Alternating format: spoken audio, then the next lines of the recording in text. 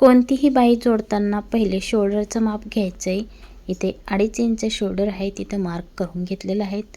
आणि आपली जी बाही आहे ती घ्यायची आहे. बाहीची उंची मापून घ्यायची. अगोदरच्या बाहीला दुसऱ्या बाहीची उंची मापून घ्यायची आणि बरोबर मध्यभागापासून शोल्डरवरती बाही ठेवून मध्यभागापासून सुरुवात करायची आहे बाही जोडायला. तर बाही जोडताना जास्त दोन्ही भाग जास्त खेचायचे नाही, एकदम हलक्या हाताने बाही जोडून घ्यायची आहे.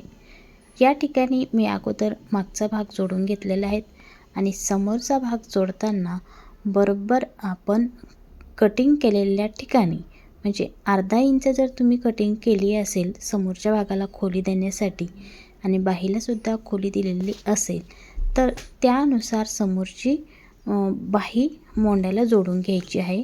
जास्त शोल्डर न सोडता थोडंसं खोल भाग घ्यायचा आहे.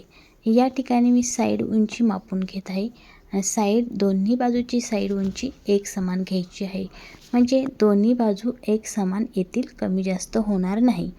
जर तुम्ही या ठिकाणी कमी जास्त जर भाग शिवून घेतला तर कमी जास्त होईल.